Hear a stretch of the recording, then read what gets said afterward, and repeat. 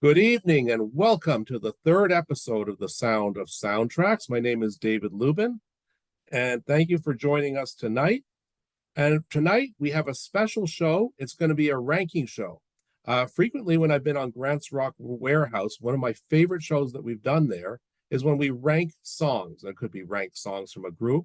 Well, tonight we're going to rank Oscar songs. We're going to look at all the 89 songs that were selected as the best song by Oscar, and we're going to pick our 10 favorites.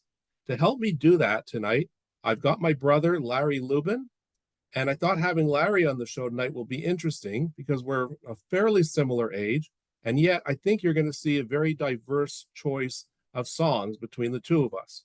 So, Larry, thanks for joining me tonight. No, thanks, Dave. This is really fun, something I was looking forward to.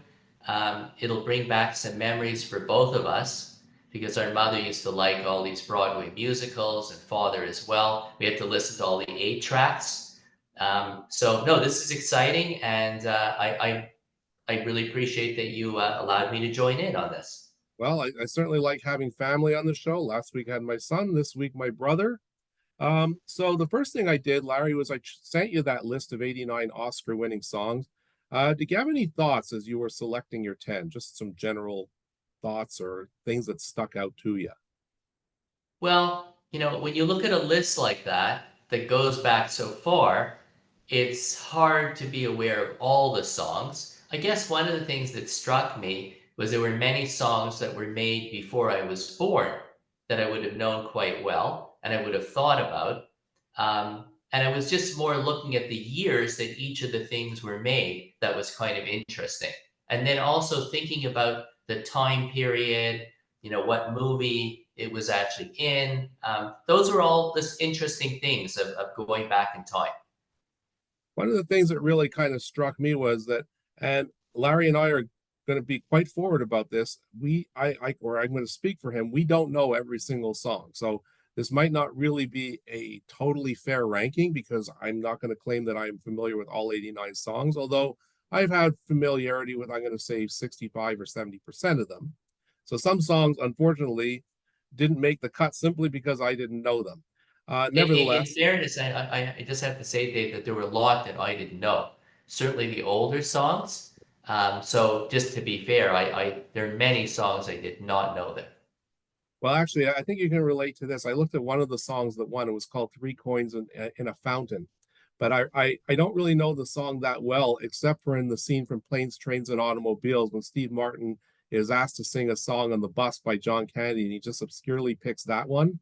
And it was like all those people on the bus never heard of that song. And then John Candy says, well, this isn't a good song. And he starts belting out the Flintstones, and he gets the whole bus into it because they didn't want to sing Three Coins in a Fountain. But the thing that's funny about that is I had no idea that that was actually an Oscar-winning song. So I got excited about Zippity Doo Dah, you know? yeah, that one. I mean, I'll tell you right now that didn't make the list, but that's kind of a fun tune and Well, fun song. I would have never known that it was an Oscar. It was just one of those things that you would have heard, but I wouldn't have thought much about. Except it Well, has zippity doo dah or duty, which is a word that was frequent in our youth. actually, that song was written by Johnny Mercer, and just a little tidbit, he actually won more Oscars for writing songs than anybody else. So anyway, Who let's knew? let's get to our list. So as I said, to celebrate the Oscars, I have a fake Oscar. It's not an Oscar that I won, but it was Respect. something we bought for maybe $9.99. If you notice, it says "mom" on it. It actually was bought by my son for his mom, but it was a perfect prop for tonight's show. So there you go. So I just want to give you a few facts of how Oscar actually picks these winning songs. Just a few little tidbits and things of interest. So first of all, it has to be an original song. So one of the things you might have noticed is, well, Sound of Music, West Side Story, they won Best Picture. How could they not have had a best song that won or was even nominated? Because those songs are not original; they are Broadway adaptations. So therefore, unless the song was created specifically for the movie, it's ineligible. Now, another interesting thing is that a studio can actually submit up to 5 songs for not for consideration for nomination. So, for those of you who don't know this, when for the Oscars, it's up to the studio to actually submit a list of who can be nominated for anything: best picture, best actor, best actress. So they can nominate up to 5 songs, but studios will sometimes say they're going to pick whatever is what they think has the best chance to win. Because sometimes when you get a situation like in Dreamgirls, where 3 or 4 songs were nominated, they split the vote. And then, even though Dreamgirls was by far the best musical that came out that year, and I think it was probably the best movie, at least that I enjoyed that particular year, it didn't win best song because all those songs got split votes. So often the studio will only submit 1 or 2. And finally, it has to be a version that's actually heard in the film. So one thing that Disney has a tendency to do is that they'll actually play 2 different versions in a specific movie. So think back to a movie like Beauty and the Beast. The actual title song is sung by Angela Lansbury during the movie, but at the end credits, they have actual singers, Peabo Bryson and Celine Dion. They sing the song, and then the song got nominated and ultimately won. It just helps. It helps to win if you have professional singers and a version of like that out there. So just a little tidbits. No, that's interesting. A lot of facts that I didn't know. Yeah, I found out a few of these facts too. So there you go. All right, so let's get started. Um, how about how about you start with your 10th, your ninth, and your eighth favorite? Okay.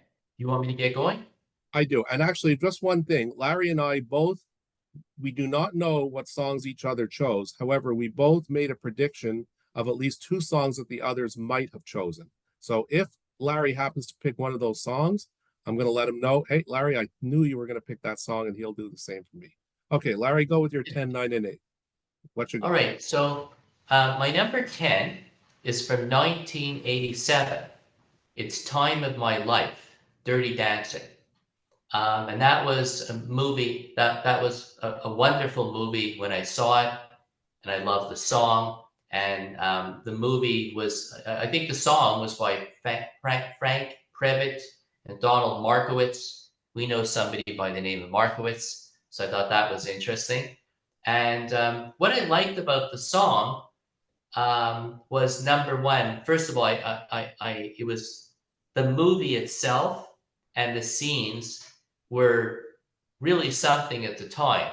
The name of the Jennifer Grey, who played Baby, also the name Aunt Baby came to mind on Seinfeld, but nothing in common between Aunt Baby and the baby that played in this movie Dirty Dancing. But I thought it was very powerful. It was a movie that when I saw it and saw the song was kind of exciting. It was something different.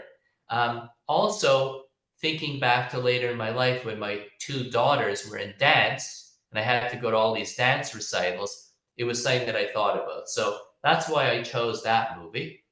Sadly, Patrick Swayze, who was a star in that movie, played Johnny. He died, as we know, at the age of 57 in 2009.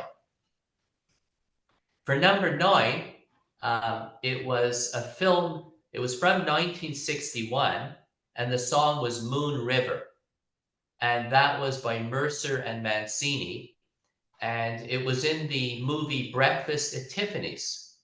And Breakfast at Tiffany's featured Audrey Hepburn, who was really a glamour actress at the time, a very sophisticated person with a lot of style, considered a radiant beauty. And the movie was interesting as well in terms of what it was about. It kind of brought me back to a certain time, like watching it, and I rewatched some scenes from it of, a time long gone by, more innocence and love, and just different scenes that you wouldn't even see today. And really the concept that love is like the only thing that's worth it, like in someone's life, finding that one person type of thing. So that's why I chose that one. For number 8, from 2012, I chose Skyfall and you remember Adele sang that song. And there isn't anybody who could get the depth of a song and the richness like Adele, in my opinion. Like, she just does amazing work. I understand that before she ever wrote that song, she read the entire script, which is basically a James Bond type of film. And it was Daniel Craig's third shot at playing Bond. So the whole thing was really interesting, and I thought the song worked really well with the movie as well. The song also topped the charts in 15 different countries, including France, Germany, Italy, Netherlands, Poland, and even South Korea. So those are my first 10, 9, 8. Okay, well, I actually really like all those choices, specifically your 10 and 9. Just quickly, I'm going to get to Time of My Life because it is on my list, but I'm not, but it's a little bit higher up than where you have it. Moon River was one of those that it was just bubbling under. I had it on, I took it off, I had it on. But it's funny, you talked about our parents playing like 8-track music, listening to 8-track tapes in the back of their car. That was like such a song that you would hear on an 8-track tape, like sitting in your parents' car, like in the time we grew up. So but it is a song I like quite a bit by Andy Williams. You don't hear him much anymore. All right, we'll go to 10, 9, and 8. My 10, my 9, my 8. So my 10, I also chose something from a James Bond movie, and I also chose something that was fairly recent. But I went with Billie Eilish, No Time to Die, which was written by her and her brother Phineas O'Connell. Billie Eilish has won 2 Oscars for writing music. I did kind of squeeze this one in. I kind of wanted one song that was kind of more recent, and I sort of looked at what songs won over the last, let's say, 10 years, and I decided that yes, this one was actually my favorite. It was not her biggest hit in the United States. It only peaked at number 16, but it was her first number 1 song in the UK, interestingly enough. So it did better across the river than it did here. And it's just an interesting tidbit about this. Billie Eilish and her brother Phineas, they had dreams as kids, and they still are kind of kids, of writing songs for a James Bond movie. Well, they did it and won an Oscar. So good for them. I'm a huge Billie Eilish and Phineas fan from straight from Bad Guy. In terms of right when they came out, I was a fan. Actually, I even like I go back even further than that. I go back to Ocean Eyes. I quite like that song as well. Nice.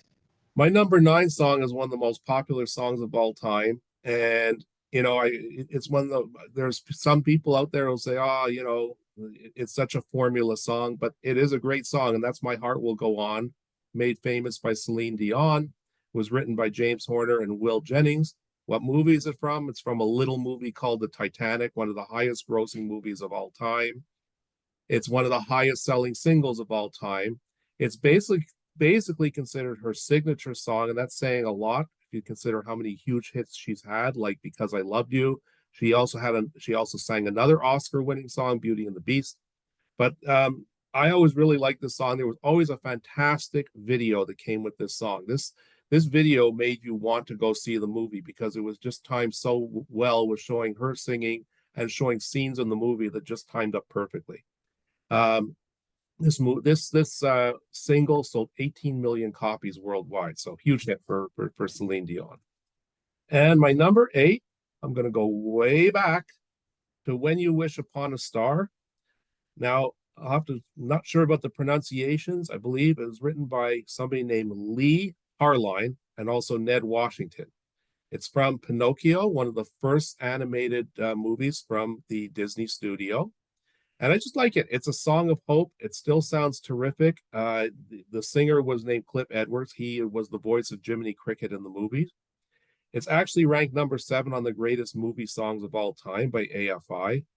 And it really is considered Walt Disney's theme song. When you enter the Magic Kingdom, you hear that song. There is something really magical about it. I still really like it to this day. So that's my I 10, could 9, and 8. see that bringing you back, and I remember how much you love Disney, so that makes a lot of sense. Yeah, there's a lot of Disney on this list. Okay, let's hear your 7, 6, and 5. Okay, so it's interesting. For number 7, I also chose a very new one. I chose the Billie Eilish song, What Was I Made For? So it's interesting that we both chose one from there. And, I struggled with this one because I actually wanted this one closer to the top of the list because I love that song so much. I could listen to it over and over again. It almost takes me to a place that a lot of people have. I understand it's had over 600 million streams in terms of number of people who listen to it. I thought it was an amazing song.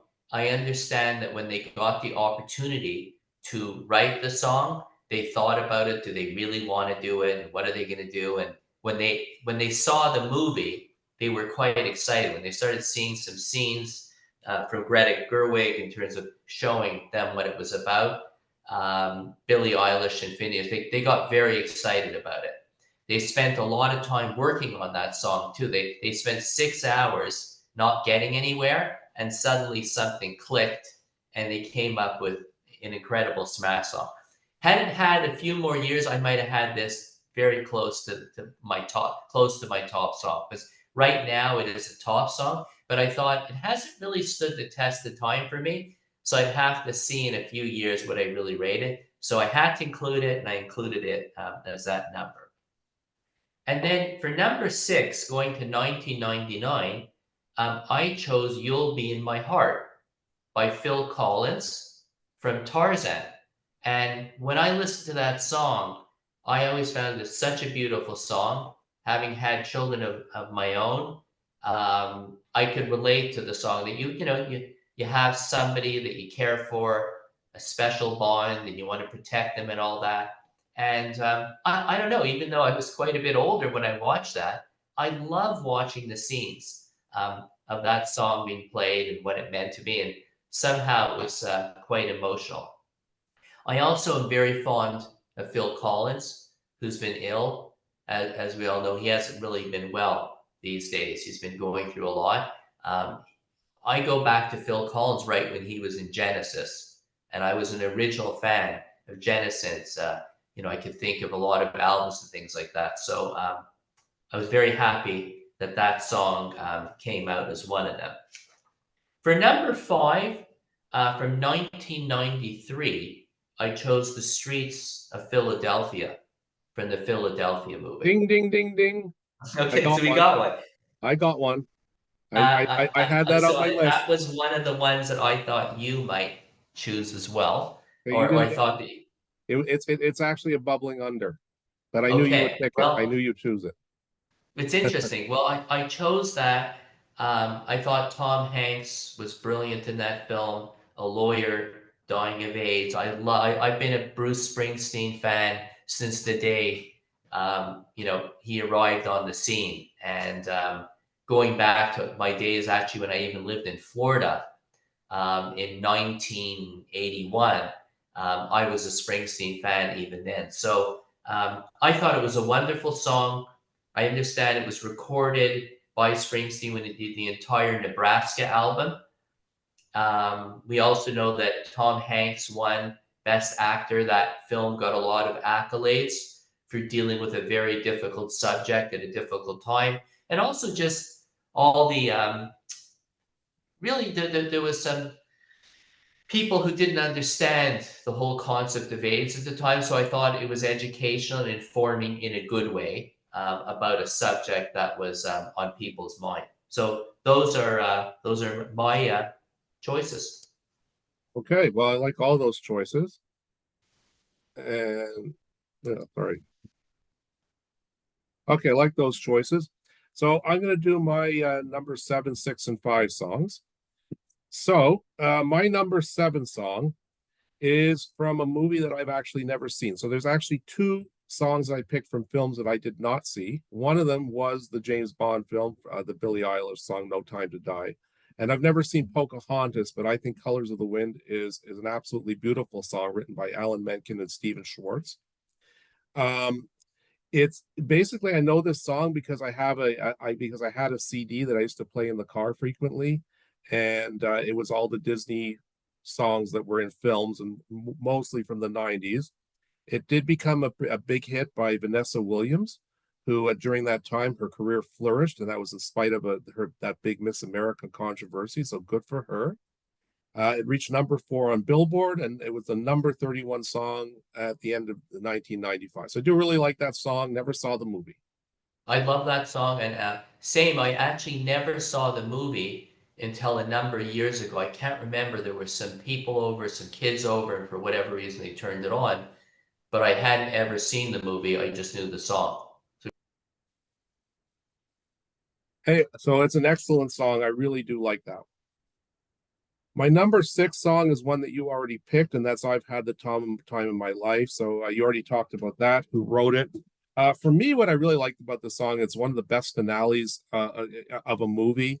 It just wrapped up the movie so well. Like it kind of wrapped it up nice and simply. You see the entire everybody who's in the hotel is getting into the performance that Jennifer Grey and Patrick Swayze did. It was a very quick way for the father to basically come basically see what his daughter did. But it wasn't just kind of in your face. So all of a sudden she's wonderful, because there were things that she did that he wasn't happy with. But you felt that it was on the right track, that the father and daughter were on Yeah. that right track, and it wasn't, and also it ended in a way that you basically you kind of knew that those two characters probably weren't going to be together for the rest of their life. It was a summer fling, but it just ended nicely for them, that it wrapped up their relationship by doing that wonderful dance together. Yeah, I agree. It was more like a coming of age. It was like a father accepting the fact that his little girl had grown up and having to come to terms with it and deal with it. So, yeah, I love the way you describe that. Another thought about that movie, if you don't mind, is I also love the start of that, the first scene where baby goes in and sees everyone dancing, like a very steamy scene for the very first time, and she sees it and she's intrigued, and then finally she actually dances with Johnny. The whole thing is set up well, so I like the concept that the ending of a great film and understanding is a good wrap up. That'll be an excellent movie to review at one point on the Sound of Soundtracks, to look at how those songs supported it. Great Specific, movie. that yeah, because you've got a nice mix. You've got a nice mix there of original songs, and then they also use some classic numbers like that one by "Do You Love Me" by the Contours, is the scene you were referring to, and it's I just kind think of a nice Hungry mix. Eyes is in that one too, right? Hungry Yeah, Eyes. by Eric Clapton. Yeah, and then Yeah, Patrick Swayze actually sings in that movie a really good song, "She's Like yeah. the Wind," and but then they also do "Be My Baby" by the Ronettes, and that's a great song as well. So it's I mean, that just Patrick Swayze being in it, like a classic icon for so many people, and everything is done so well. It's just a fun movie, yeah, exciting. yeah, and as you know, I know like you and Robert have daughters, and they both probably really enjoyed that movie. And yeah, it was a great movie of its time. Just one more little couple of little tidbits about this one. So one of the writers, Frankie Prevost, he's actually was the leader of Frankie and the Knockouts. So Oh, that was a group that had a couple of hits themselves, and they were going to use a song by Lionel Richie, and apparently they went with this song instead, and I guess they made the right choice because it won the Oscar. Okay, my number five song. Well, I have to include this one because it's probably my favorite composer of movies, and that's Evergreen by Paul Williams and Barbara Streisand. No, that wasn't your pick for me. I thought maybe it might have been. you know what? I missed that one, and I should have had it when I saw it was by Paul Williams. I didn't get that one. So I have to pick this one. So it's kind of a very basic, simple love song, but Barbara Streisand sings it to absolute perfection. It's Paul Williams' only Oscar. Now, here's the thing about this one. There's kind of two funny things about that. It's number five, so it's high up. I do think it's a great song, but I have two irritations regarding this song. Number one, as good as this song is, it would if I was picking the best song that year, it would not have been this one. I'm going to do another show where I'm going to pick my 10 favorite songs that didn't win the Oscar. And I guess I'm going to give you a preview. My favorite song of that particular year was Gonna Fly Now from Rocky. Nevertheless, this one's also an excellent song. But here's the other thing. In my opinion, Paul Williams absolutely deserved an Oscar for winning Best Song, but not for this movie. I don't know how Oscar didn't give him the award for the Rainbow Connection, because the song that won that year from Norma Rain, nobody knows what song that was. But I've No. actually heard him talk about that fact on podcasts, and he's actually a really good sport about it. I've heard a number of people point out the exact same thing that I'm saying, is that how the heck did the Rainbow Connection not beat that song from Norma Ray? And I can't even tell you what it was called at the time, because nobody listens to that song anymore. And whereas the Rainbow Connection has just been playing for years and years and years. Nevertheless, when we're talking about this song, um, it was a great song, though. It spent 3 weeks at number one, and during 1976, it sold 1 million copies on its own. And it's Barbara Streisand's Oscar for songwriting. We know she's won 10 zillion awards. She's won Oscars for acting. She's won Grammys. She's won Tonys. She's won it all. I don't think she's actually not an EGOT winner. That's because I don't believe she's ever won an Emmy award. I could be wrong there. Maybe she did. She had a Well, variety show at one time. So anyway, so that's Barbra my seven, Streisand six, and had a five. few good songs. All right, let's go. Lots. So let's go your 4-3-2. Okay, so for my 4-3-2, we're going to go back for 1969, Raindrops Keep Falling on My Head, B.J. Thomas. And that was for the movie Butch Cassidy and the Sundance Kid. And they had some fairly famous actors in there with Paul Newman and Robert Redford. Um, Now, I remember Raindrops Keep Falling on My Head because at the time I used to listen to this radio station in Montreal, CKGM, during the time that Ralph Lockwood was the morning host. And I would wake up in the morning, my little cheap alarm with a digital clock would go off, and Raindrops Keep Falling on My Head would come on. I remember one time being in Florida and that song would come on. It got played a lot. It hit number one for quite a long period of time. So it was just played and played and played. So that is a song from my youth. And truthfully, I never actually I don't think I ever saw the movie Butch Cassidy and the Sundance Kid. I looked at a few scenes and it looked really interesting because I like a lot of the Western genres. Like I love Yellowstone now. And I looked at that and said, yeah, that's a movie I have to check out. I should mention that it did make number one in the USA pop charts for I think like about 4 weeks. So quite a song that I remember from my youth as I was just starting to get into music because I was just 10 years old. Um, Number three is from 2018. And for that one, I chose Shallow with Lady Gaga. If you remember, she did the scene with Bradley Cooper in A Star is Born, the remake of The Star is Born. And by the way, that is my favorite remake of The Star is Born by far in terms of anything I saw. My favorite And was actually the original with Judy Garland. That's actually my favorite version. In fact, is that your original one? yeah, that was the original. That was my favorite. So, but it's interesting. You picked the Lady Gaga one, and I picked the Barbara Streisand one for the best In, song. Yeah, Interesting. yeah. Well, by the way, I like the Barbara Streisand version as well, but I would say prefer the Lady Gaga. I just like the whole thing and the way it came out. It just really worked well. And that scene when they sang Shallow together, the voice of Lady Gaga, the depth, the richness, the increase in volume and emotion. Really, I've listened to that song over and over again. I listened to it all also as I was thinking about the show. So I just really love that song.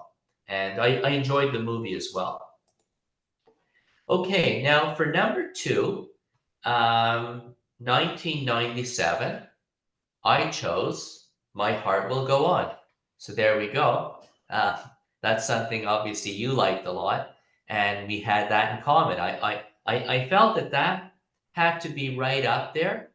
Like you say, that Titanic, that little film that just got played and played. You remember that song was played over and over and over. You just couldn't get rid of it. But the entire story of the Titanic is haunting, of course, in terms of what it is, and even most recently, where people are still searching for the Titanic, and then end up dying in that vessel, that kind of like vessel that was created. Just that movie goes on and on. So, thinking of Celine Dion, who recently sang at the French Olympics in France, it was nice to see her out there. Definitely. I think she really that deserved it. By the way, it seems that the guy who wrote that song, James Horner, he died at the age of 61 in a plane crash. Hmm. So I just thought that was an interesting fact. So those are my 4, 3, and 2, and that's it for those. Okay, I'm very interested to see if the other song that I picked for you was number one. I still think I've got a good shot here, but Okay. my number four. Um, Now one of the big tests I think about is when a song plays on the radio, how likely am I to change the station? And pretty much all these songs, I won't change the station if they're playing on the radio. And that's very much true for Arthur's theme, The Best That You Can Do, sung by Christopher Cross. So it was written by Peter Allen, Burt Bacharach, Christopher Cross, and Carol Bayer Sager. Yeah.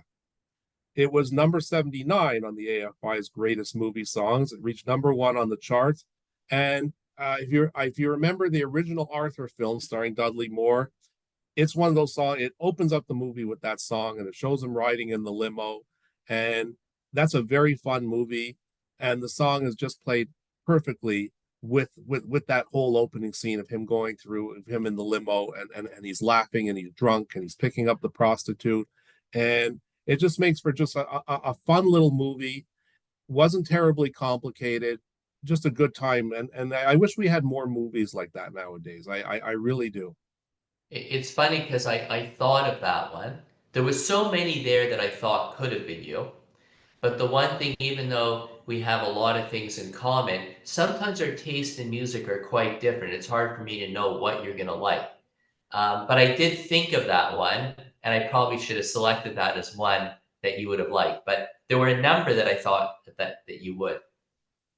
So by number three, actually, we do match on, and that's "You'll Be in My Heart" by Phil Collins. Now, I Oh, actually think that entire Tarzan soundtrack, I can't wait to talk about it on this show because it's my favorite work that he did by far. In fact, it's my number three on this list, and it's not my favorite song on that. In fact, it's probably my third favorite song. For instance, "Someone Like You," I think is a fantastic song on that. And that was one of those that actually when my son Scott, we used to listen to that all the time in the car, and I would play it for him because he used to really enjoy the movie, and I really grew to appreciate that particular soundtrack. So I definitely that's really one of enjoyed it too. well, that's one I'm definitely going to want to do on this show for sure. And my number two song, I'm choosing a real classic. By many consider it maybe the most famous Oscar-winning song of all time. It's ranked number one on the AFI's greatest movie songs of all time. It's a real oldie. Do you want to take a guess what it might be? All right, I'll tell you. If it's a real oldie, then it wouldn't have been one of the ones I would have guessed. So It's I won't get. over the rainbow from the Wizard of Oz. Oh, okay, okay. Uh, Yeah, yeah, I, that I that would make sense. I just think this is a fantastic song. It opens up just a classic film. It's still a movie I think that a lot of people enjoy, and that's another soundtrack I'm looking forward to talking about. It was written by Harold Arlen and Yip Arberg. Not That's not something that most people would know, I don't think. But yeah, great song, great opening for a movie. That entire soundtrack is filled with a lot of fun songs, performed by Burt Lauren and Ray Bolger. But this one is just a terrific song of hope, and it can just be used in so many different fashions for anybody, who's looking for a song that that wants to give them inspiration. So I love that as a choice. I also really admire the fact that you went back far in the list and really studied it carefully to see what do you like. And you're right, thinking about that, that is an amazing song that endures forever. I mean, who hasn't watched it? Who hasn't seen it? You know, every kid is going to see that. You're going to put that movie on for kids. so now I want to know, did I get am I right about your number one? So let's hear what it is. Okay, so my number one, 2002, Lose Yourself. Oh my God, I'm wrong. And, and Eminem. And the reason I chose that is the reason I chose that is an inspirational power song that when I really need some juice, I turn on. It's also representative of a totally different genre that I don't usually listen to, or someone wouldn't necessarily think that I'm interested in.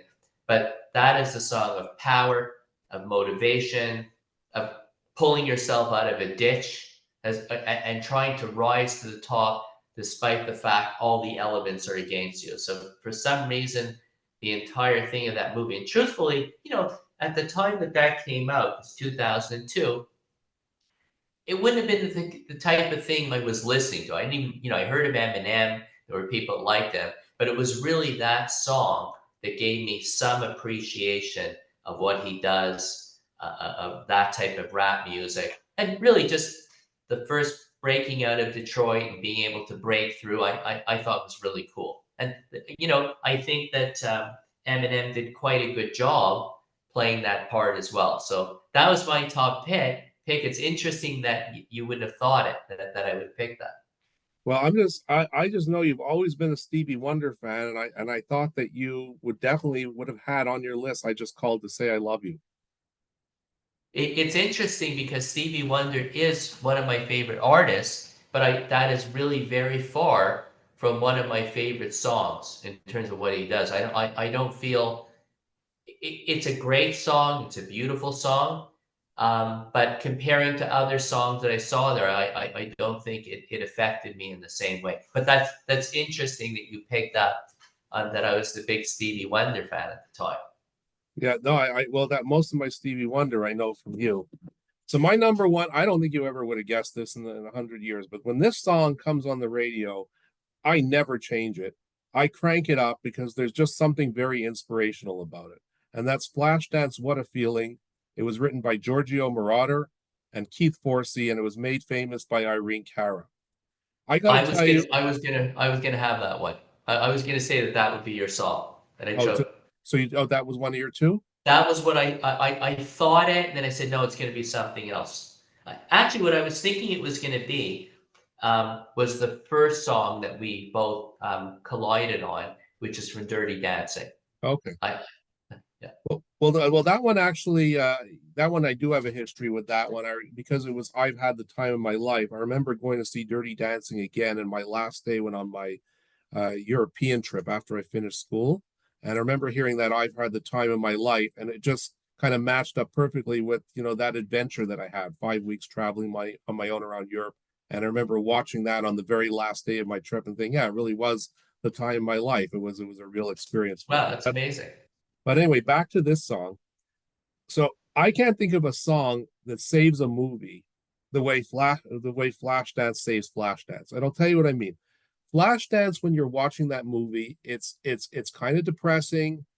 It's you feel sorry for the character. It's a very slow build up, then it builds up into this dance that the character does, played by Jennifer Beals, and it's like it leaves you on this high, and you go from like this sort of down, depressing feeling to a feeling of, oh my God, this person achieved something amazing. And the way she has like the people who are judging her react to her dancing, the scene is fantastic. I mean, it's a great dance. She actually doesn't do the dance herself. My understanding is she had a body double, but nevertheless, then they show her, running to her boyfriend that she knows that she aced it. They wouldn't have even told her she aced it at the time, but she just knows she did so well.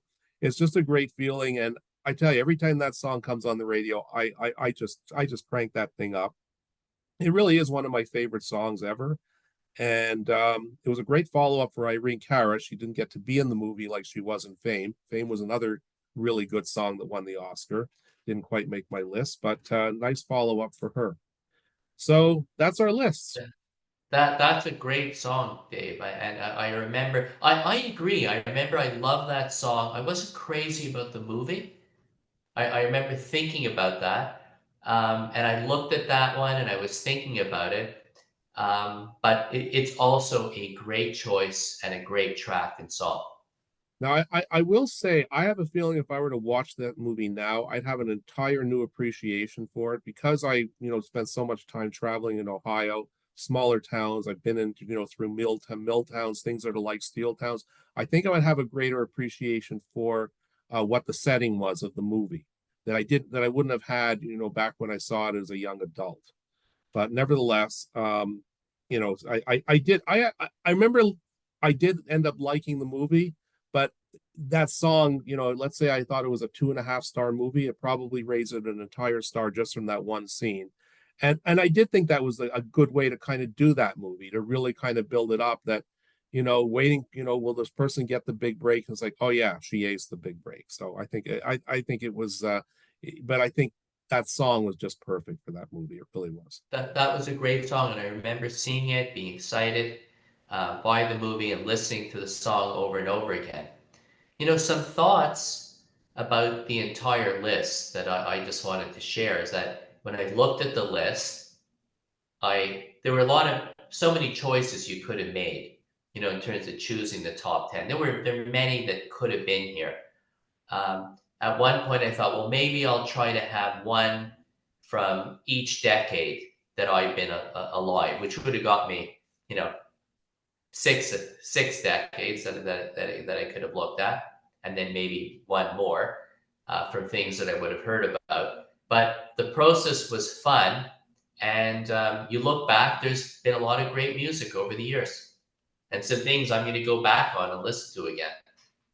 And I do want to mention a couple of honorable mentions that were kind of in and out of my list. And in the end, things were so close that I also wanted a little bit of representation, although my list is very 80s and 90s centric. There's no doubt about it. But a few others that I definitely could have, I definitely considered A Whole New World from the movie Aladdin, The Streets of Philadelphia by Bruce Springsteen, definitely. Another good one that came out, let's say, in the last 15 years or so, "Let It Go" from Frozen was certainly a great inspirational song. Uh, "Born Free," that was a good song, I, and I that had I had that as one. I actually thought that was going to be your number one for some reason. I don't know why, well, it was a but bubbling that's under. the one I thought might have a lot of meaning for some reason. So I wanted to call that out. And then the last one I also had "Moon River" at Breakfast at Tiffany's. Okay, One song I had was Shaft oh, that by is a good Isaac song. Hayes. I actually went and bought that album because I thought the whole thing was so cool. Isaac Hayes and the movie and the story was almost like a different version of James Bond, of this guy that seems to get all the ladies, and yet he's going after, and he's sent on a mission. So I thought it was cool at the time. I remember, and I bought the album only because I liked that one song. Of course, I've lost a lot of them. I think a lot of them ended up in water, which is sad because they could have been worth a lot. I still actually have a lot of my albums. Actually, the very, in fact, the very first show I did, I haven't done that many shows. Only number three was the Rocky Horror Picture Show, and that was my original copy from the 1970s. So, still have a lot of those records. So we're going to wrap up now. So I'd like to thank Larry for joining me. I hope to have Larry on the show again. And the next show, if all goes well, we're going to have Grant Arthur back on the show. We're going to talk about Saturday Night Fever. We're going to go back to the regular way we do the show, but I do want to do more of these types of countdowns and rankings in future shows. So Larry, thanks again. Have a good night. Bye, everybody. It was lots of fun. Thank you, Dave. Have a good night.